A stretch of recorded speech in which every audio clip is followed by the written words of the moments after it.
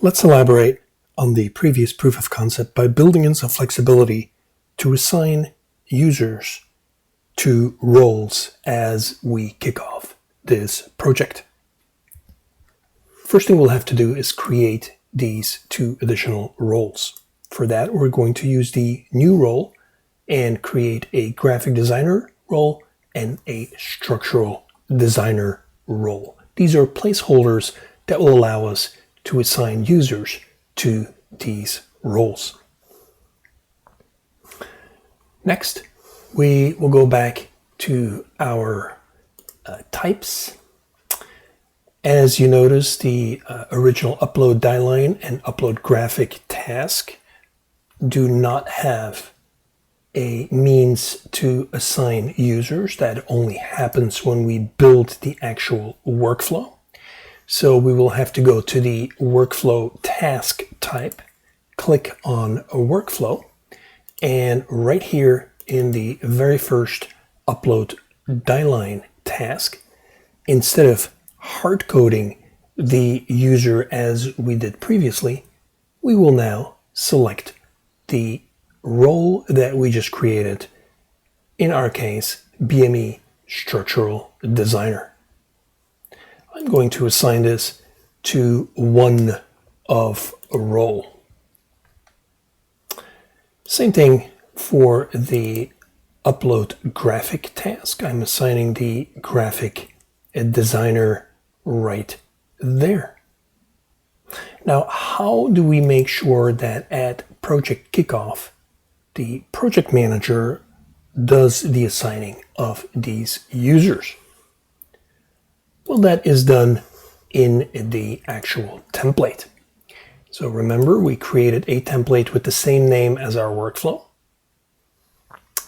And right here in the configure project creation, we have the ability to force assigning roles to this project. So it's important that we activate this little toggle right here, which will show you here on the right hand side these additional roles that we now add to the project creation task, or start, if you will.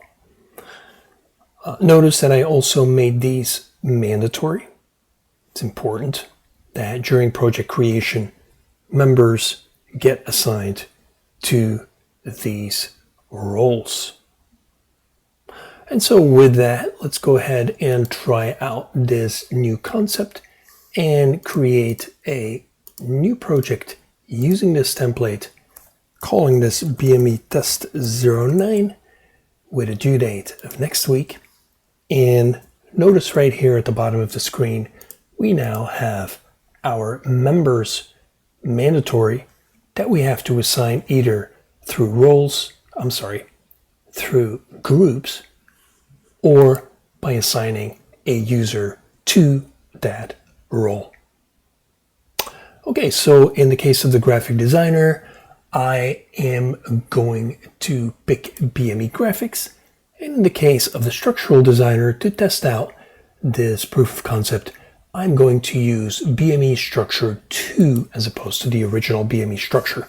Let's go ahead and create this project and see what happens.